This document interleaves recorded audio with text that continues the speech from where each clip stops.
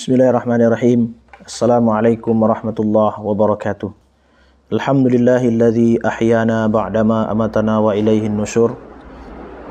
Asyhadu an la ilaha illallah, asyhadu anna Muhammadan abduhu wa rasuluh, la nabiyya ba'da amma ba'du. Pemirsa sekalian yang dirahmati oleh Allah Subhanahu wa taala dimanapun berada, kultum kita pada pagi hari ini adalah hikmah dan manfaat puasa. Semua syariat Islam menyimpan hikmah dan manfaat yang sangat indah. Adapun hikmah dan manfaat berpuasa ada 5. Yang pertama adalah melatih jiwa untuk taat kepada Allah Subhanahu wa taala. Di hikmah yang pertama, dengan kita berpuasa tersebut melatih jiwa kita ini untuk taat kepada Allah Subhanahu wa taala.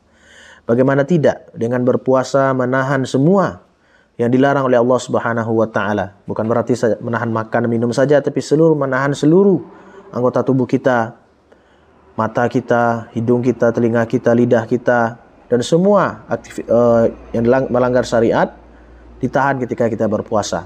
Jadi dengan otomatis selama 30 hari kita dilatih untuk taat kepada Allah Subhanahu wa taala. Di siangnya kita berpuasa, di malamnya kita melaksanakan qiyam Ramadan, salat tarawih, witir, kemudian dengarkan ceramah, kemudian kita membaca Al-Quran, bersedekah dan sebagainya. Jadi yang pertama adalah melatih jiwa kita untuk taat kepada Allah Subhanahu wa taala. Yang kedua adalah menumbuhkan sifat sabar. Al-Imam Ibnu Rajab berkata, sabar itu ada 3. Pertama, sabar dalam mengerjakan ketaatan. Kedua, sabar dalam meninggalkan larangan Allah. Dan yang ketiga adalah sabar dalam menerima takdir Allah Subhanahu wa taala. Jadi dengan kita berpuasa ini melatih kesabaran kita. Menahan makan, nah biasanya kita siang makan, minum gitu pula. Sekarang kita ditahan selama 30 hari. Lebih kurang 8 jam setiap harinya kita menahan. Kemudian begitu pula sabar dalam ketaatan. Kita sabar dalam membaca Al-Quran, salat, qiyam Ramadan. Lebih kurang 1 jam atau 2 jam. Itu kan menahan kita, bersabar kita. Sabar dalam meninggalkan ketaatan kepada Allah, meninggalkan larangan Allah Subhanahu wa taala, dari kelezatan syahwat dan sebagainya. Dan yang ketiga adalah sabar dalam menerima takdir dari Allah Subhanahu wa taala. Pertama lagi adalah takdir yang seperti rasa sakit, kelaparan, haus, lemasnya badan. Itu salah satu contoh takdir Allah Subhanahu wa taala. Yang ketiga adalah mensyukuri nikmat Allah Subhanahu wa taala. Termasuk hikmah puasa adalah mengingatkan kepada kita bahwasanya akan besarnya nikmat Allah Subhanahu wa taala. Sebab seorang hamba akan menyadari betapa besarnya nikmat kenyang, nikmat puas, makan dan minum. Ketika siangnya dia berpuasa untuk menahan lapar, terasa di kita begitu besarnya nikmat Allah Subhanahu wa taala, nikmat makan, minum, rasa kenyang, puas dan sebagainya. Jadi dengan kita berpuasa akan menimbulkan rasa mensyukuri nikmat Allah Subhanahu wa taala. Yang keempat adalah solidaritas antar sesama manusia. Inilah hikmah dari sisi kemasyarakatan. Sesungguhnya merasakan lapar dan haus demi menjalankan perintah agama dan memunculkan solidaritas, perasaan senasib dan sepenanggungan.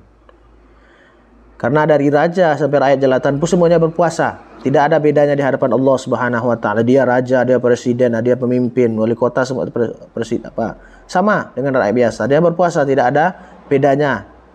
Walaupun membedakan status sosial, tapi semuanya merasakan senasib seperjuangan. Itulah salah satu hikmah berpuasa dari segi kemasyarakatan adalah akan menumbuhkan sikap solidaritas antara sesama manusia. Jadi kita dengan berpuasa kita rasakan apa yang dirasakan oleh orang saudara-saudara kita yang mungkin makan hanya 1 kali dalam sehari. Jadi kita dengan berpuasa ini akan menimbulkan rasa simpati dan empati dalam diri kita ini. Dan yang terakhir adalah yang kelima adalah sebab meraihnya derajat takwa. Inilah salah satu tujuan kita berpuasa inilah untuk meraih derajat takwa. Sebagaimana ayat Allah Subhanahu wa taala surah Al-Baqarah 183, ujung ayatnya adalah la'allakum tattaqun. Sebelumnya ya ayyuhallazina amanu kutiba alaikumusiyam kama kutiba alal ladzina min qablikum la'allakum tattaqun. Di ujung ayat tersebut, wahai orang-orang yang beriman, diwajibkan atas kamu berpuasa sebagaimana diwajibkan atas orang-orang sebelum kamu. Tujuannya adalah agar kamu bertakwa. Inilah sebenarnya daripada tujuan kita berpuasa selama 30 hari, menahan makan, minum, dan semua yang dilarang oleh Allah SWT kita tahan, agarnya adalah menggapai derajat takwa, akan menjadi muttaqin. Kita termasuk orang-orang yang bertakwa. Apa itu takwa? Takwa adalah menjalankan perintah Allah dan meninggalkan semua larangan Allah Subhanahu wa taala.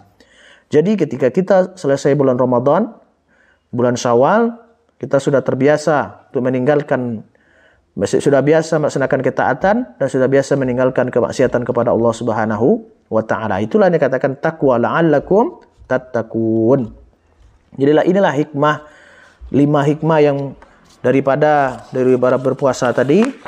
Yang pertama tadi, kita ulang lagi secara singkat poin-poinnya. Yang pertama, melatih jiwa untuk taat kepada Allah, menumbuhkan sifat sabar. Yang ketiga adalah mensyukuri nikmat Allah. Yang keempat, solidaritas antar sesama.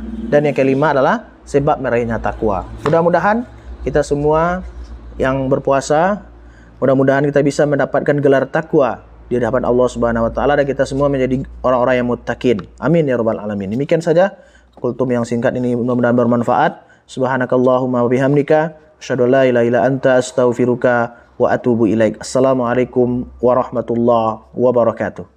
Jangan lupa senantiasa dukung channel Fitrul Malik Official ini dengan subscribe, like dan komen dan men-share ke teman-teman yang lain. Mudah-mudahan video ini bermanfaat bagi kita semua, terutama kepada kami yang menyampaikan.